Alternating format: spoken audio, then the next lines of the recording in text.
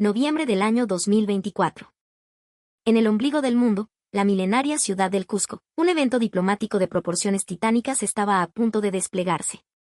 Oficialmente, se trataba de la Cumbre APEC, el Foro de Cooperación Económica Asia-Pacífico, pero la élite política y los servicios de inteligencia de todo el planeta sabían que el verdadero espectáculo, la verdadera partida de ajedrez, era el encuentro bilateral entre la anfitriona, la presidenta del Perú, Dina Boluarte, y el hombre fuerte de la segunda mayor potencia mundial, el presidente de la República Popular China, Xi Jinping. La prensa internacional, desde el New York Times hasta el South China Morning Post, había despachado a sus mejores corresponsales, no tanto para cubrir los insípidos comunicados de APEC, sino para descifrar los gestos, los silencios y las miradas intercambiadas entre los dos líderes. Sus titulares, inusualmente, no se centraban en Lima, la capital burocrática, sino en esta ciudad de piedra y leyenda. Y es que detrás del fasto y la retórica diplomática, una palabra, un nombre no pronunciado oficialmente, flotaba en el aire enrarecido de los Andes, China. Que el gigante asiático se convirtiera en el epicentro de una cumbre celebrada en suelo peruano, un territorio históricamente bajo la sombra del águila norteamericana, era, a todas luces, un fenómeno que desafiaba la lógica geopolítica tradicional. Para comprender esta extraña y tensa coreografía, es imprescindible sumergirnos en la cruda realidad que enfrenta el Perú en el tablero mundial. El país se encuentra en una encrucijada, caminando sobre el filo de una navaja entre dos superpotencias que se disputan la hegemonía del siglo XXI. De un lado, Estados Unidos, el socio histórico, el vecino del norte cuya doctrina Monroe aún resuena en los pasillos de Washington. Del otro, China, el nuevo y voraz socio comercial, el dragón que ha invertido miles de millones en infraestructura y que consume casi la mitad de la producción de nuestro cobre. Las alarmas en Lima, y sobre todo en Washington, se encendieron con una intensidad sin precedentes cuando Pekín comenzó a acariciar la idea de que su megaproyecto, el puerto de Chancay, no era solo una terminal de contenedores, sino una puerta de entrada geoestratégica a Sudamérica.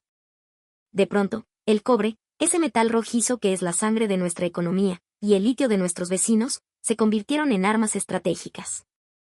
El Perú, sin buscarlo, se había convertido en el custodio de la yugular de la cadena de suministro global. En este escenario de máxima tensión, el peor de los escenarios posibles para el gobierno peruano, la pesadilla recurrente en el Palacio de Pizarro, era una sola, verse forzado a elegir un bando. La pregunta de si el Perú se inclinaría definitivamente hacia la órbita económica y estratégica de China o si cedería a las presiones de Estados Unidos para limitar la influencia de Pekín, era un dilema que quitaba el sueño a más de un estratega.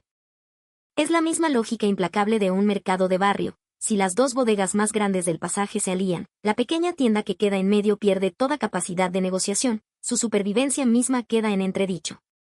Aislado, el Perú se arriesgaba a ser devorado. Por ello, cada movimiento de la presidenta Boluarte, cada viaje, cada declaración, había sido observado con un microscopio de alta potencia desde Pekín y Washington. La noticia de que la cumbre principal de APEC se realizaría en Cusco, y que allí se daría el encuentro con Xi Jinping, fue un verdadero terremoto en los círculos diplomáticos. Cada detalle, desde el apretón de manos hasta la más sutil expresión facial, sería analizado a nivel nanométrico por los medios y las cancillerías del mundo, buscando fisuras, buscando señales.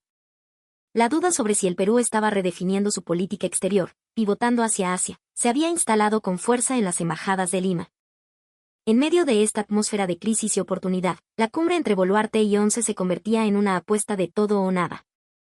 Cuando la presidenta peruana, días antes del encuentro, declaró que la cooperación es más importante que nunca, no estaba recitando un simple cumplido diplomático. Era una desesperada señal de auxilio, un mensaje cifrado que significaba, necesitamos asegurar nuestro futuro, y estamos dispuestos a escuchar la mejor oferta. Era el grito de una nación que se niega a ser el patio trasero de nadie y que busca, con pragmatismo, atar su destino al socio que le garantice prosperidad y respeto. Detrás de la suavidad de las palabras se escondía el frío y calculador instinto de supervivencia de un Estado.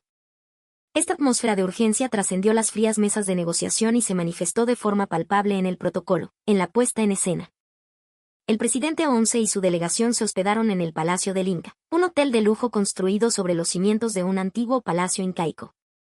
Y allí, en el lobby de piedra y oro, se produjo la primera gran sorpresa. La presidenta Boluarte, rompiendo todos los moldes del estricto protocolo que dicta que el anfitrión espera en el lugar de la reunión, había llegado con antelación para esperar personalmente a su homólogo chino. Un gesto innecesario, según los manuales, pero cargado de un simbolismo abrumador. Bienvenido a mi tierra, presidente, bienvenido al Cusco, fueron sus primeras palabras, pronunciadas con una solemnidad que resonó entre los muros centenarios. Esta escena no fue un simple saludo de bienvenida, fue una performance política diseñada para demostrar al mundo, y especialmente a Pekín, la importancia capital que el Perú le otorgaba a esta relación. La elección misma del Cusco, en lugar de la predecible Lima, fue una jugada maestra. Mientras que las cumbres suelen celebrarse en la capital, optar por la antigua capital del Tahuantinsuyo, el corazón espiritual e histórico del país, fue como si la presidenta abriera las puertas de su propia casa, de su salón más íntimo, para recibir a un invitado de honor. El mensaje era claro: usted no es un socio más, es un causa, un amigo al que recibimos en el corazón de nuestra identidad. Esta es la razón por la cual los analistas internacionales trataron este encuentro no como una noticia diplomática más, sino como una crónica de alta estrategia. En la superficie, se hablaba de economía, de puertos y de minerales. Pero en el subsuelo, en las corrientes profundas de la geopolítica, lo que se estaba dirimiendo era el realineamiento de las placas tectónicas del poder en Sudamérica, y la profunda ansiedad de un Perú que se ve obligado a jugar en la Liga de los Gigantes. Al final del día, todas las miradas, todas las preguntas, convergían en una sola: ¿de qué lado se pondrá finalmente el Perú? Pero aquí surge una pregunta inevitable: entre tantas ciudades peruanas, ¿por qué precisamente el Cusco? La historia cuenta que, dado que el encuentro anterior de alto nivel había sido en China, ahora era el turno del Perú. Y fue la propia delegación peruana la que, astutamente, sugirió la posibilidad de una ciudad provincial. Pekín, entendiendo el juego, respondió con elegancia: entonces, que sea en el lugar que la presidenta considere el alma de su nación. Y así, la ciudad imperial fue la elegida. Cusco no es solo un destino turístico, es un bastión político, una región con una identidad fuerte, a menudo contestataria, y un profundo sentido de su legado histórico. Celebrar la cumbre aquí era una declaración de soberanía cultural y una forma de conectar la modernidad de la PEC con la grandeza milenaria del Imperio Inca. De hecho, la propia presidenta viajó a Cusco 2 días antes, supervisando personalmente cada detalle, desde la seguridad hasta la disposición de las flores en el centro de convenciones, una dedicación que no pasó desapercibida para la delegación china. Además, Cusco es un recordatorio viviente de la conexión histórica. Los cronistas hablan de la magnificencia de sus construcciones, un saber que, al igual que la pólvora o la seda china, asombró al mundo. Este escenario proporcionaba un telón de fondo perfecto para que los medios construyeran una narrativa de 2 civilizaciones milenarias que se reencuentran. Sin embargo, organizar este evento en el Cusco implicaba un riesgo mortal que el gobierno peruano tuvo que asumir con sangre fría. La ciudad y sus alrededores han sido, históricamente, el epicentro de masivas protestas sociales y políticas contra el gobierno central. La memoria de las violentas manifestaciones que sacudieron el país estaba fresca. Llevar al líder de una superpotencia a una región tan sensible era una apuesta audaz, un movimiento que podría haber terminado en un desastre diplomático. El despliegue de seguridad fue algo nunca antes visto en la región: miles de policías, francotiradores en los tejados coloniales y un control férreo del espacio aéreo. Era una fortaleza dentro de una ciudad. El fantasma de la inestabilidad política peruana, la sombra del trágico final de expresidentes como Alan García, quien prefirió el suicidio a la deshonra de la detención, planeaba sobre cada decisión. Un solo error, una sola falla de seguridad, y la imagen del Perú se haría añicos. A pesar de este riesgo latente, la cumbre se desarrolló. El gobierno chino, al aceptar el envite, demostró una confianza que Lima agradeció profundamente. Las calles del Cusco, normalmente transitadas por turistas y llamas, se llenaron de banderas peruanas y chinas. En las plazas se colgaron banderines con la frase "Bienvenidos, amigos del Perú" en perfecto mandarín. En medio del tenso operativo de seguridad, se respiraba un aire de fiesta, de acontecimiento histórico. El siempre tranquilo Cusco se convirtió, por unos días, en el centro de atención del mundo entero. Dentro de las salas de reunión, el primer tema sobre la mesa fue uno de los más espinosos en la relación con las potencias extranjeras: la soberanía sobre los recursos naturales y la gestión de las infraestructuras estratégicas. Se llegó a un acuerdo sin precedentes: la creación de un comité bilateral para la supervisión del puerto de Chancay, garantizando la soberanía peruana pero asegurando la eficiencia operativa que China exigía. Era una forma de empezar a saldar una deuda histórica de desconfianza, un gesto que, si bien no borraba las tensiones, demostraba la voluntad de mover hacia adelante el reloj de la historia. Acto seguido, Ambos líderes acordaron reactivar un canal de comunicación directo, una especie de teléfono rojo para evitar los malentendidos que habían enturbiado la relación en el pasado, especialmente por las presiones de terceros países. Pero la pieza central que Pekín quería asegurar en esta cumbre era, sin duda, la cooperación en la cadena de suministro. Detrás de la jerga económica, el mensaje era inequívoco. Frente a los intentos de Estados Unidos de desacoplar las economías, China proponía al Perú hacer una chancha, construir una fortaleza económica conjunta. Un pacto para que el cobre peruano y, a futuro, otros minerales estratégicos, tuvieran una autopista directa y segura hacia las fábricas chinas, sin intermediarios ni aranceles impuestos por Occidente. El Perú, consciente del juego, aceptó la propuesta, pero no sin antes ejecutar una brillante maniobra mediática para no irritar a Washington. En una entrevista exclusiva con una cadena de noticias estadounidense, concedida justo antes de la llegada de ONCE, a la pregunta directa de si debía elegir entre China o Estados Unidos, la presidenta Boluarte respondió con una serenidad magistral: el Perú no elige entre sus amigos. El Perú elige el progreso para su pueblo. Fue una lección de funambulismo diplomático, tranquilizaba a China, asegurándole que no cedería a presiones, pero al mismo tiempo daba a Estados Unidos un argumento para no considerar al Perú un satélite de Pekín. Un equilibrio perfecto. Una vez concluidas las tensas reuniones oficiales, comenzó el verdadero plato fuerte de la hospitalidad peruana, el clímax del agasajo preparado para la delegación china, la cena de gala en el convento de Santo Domingo, el antiguo Coricancha, el Templo del Sol. Y allí, en ese espacio sagrado, se desplegó la magia. Tras los discursos, cuando todos esperaban un brindis, las luces se atenuaron.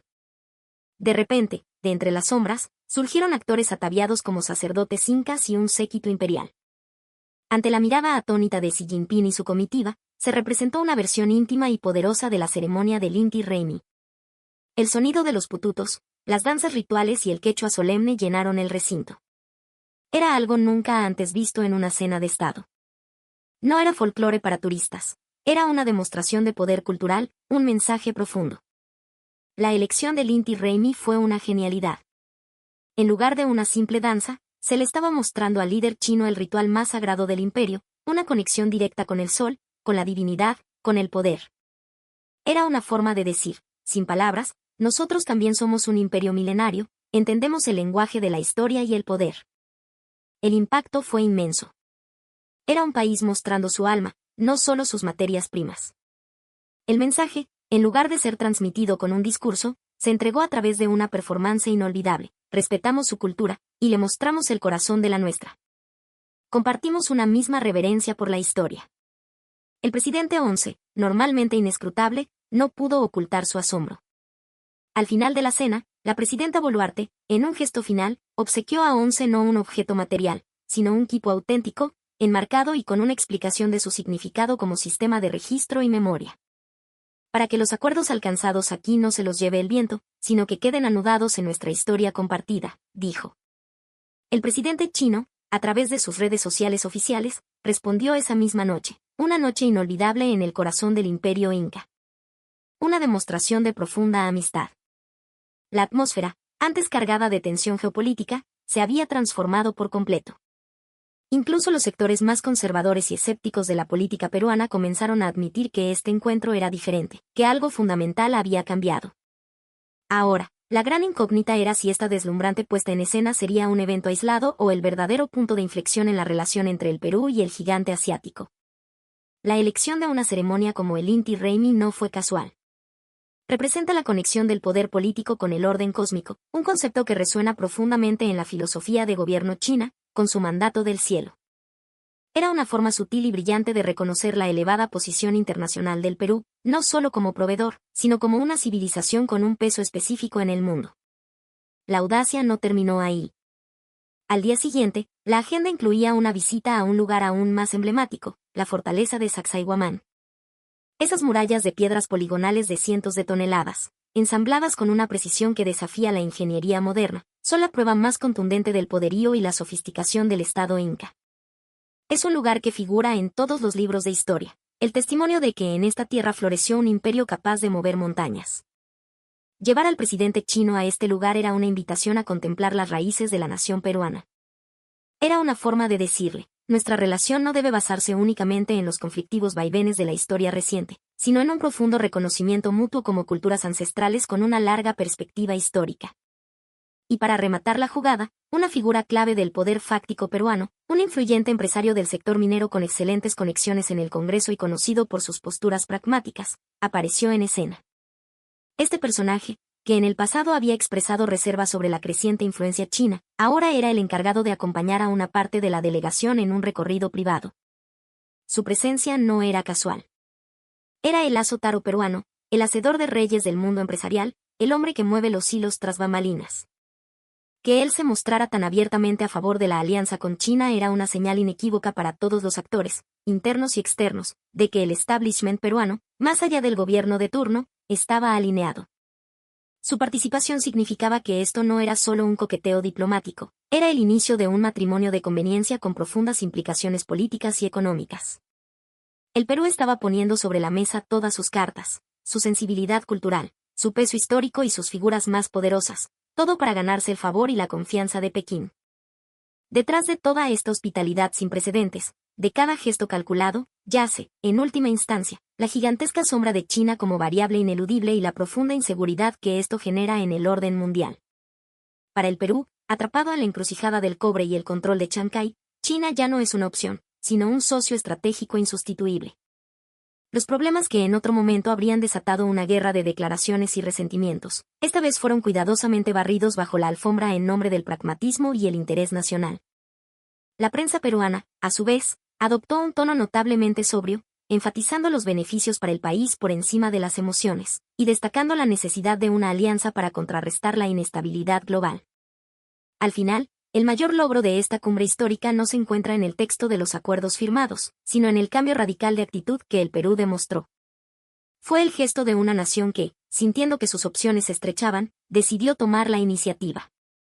Como el sediento que cava su propio pozo, el Perú se adelantó y le tendió una mano suave pero firme a la potencia emergente. Por supuesto, solo el tiempo dirá si esta sonrisa diplomática es un gesto pasajero o el comienzo de una reestructuración fundamental en las relaciones exteriores del Perú. Aún es pronto para saber si esta alianza resistirá las inevitables presiones que vendrán desde el norte. Pero una cosa es innegable. En el convulso tablero de la diplomacia global, el valor estratégico y el poder de negociación del Perú se han disparado a niveles nunca antes vistos. Leer entre líneas la nueva mirada de nuestros socios, comprender la hospitalidad calculada y descifrar la ansiedad que se esconde detrás de ella, ese es el verdadero punto clave para entender esta cumbre. En medio de un orden internacional en plena transformación, el encuentro del Cusco será recordado no como un final, sino como el fascinante prólogo de un nuevo capítulo en la historia del Perú y su rol en el mundo. Un capítulo donde el antiguo ombligo del mundo inca vuelve a ser, inesperadamente, el centro de la atención.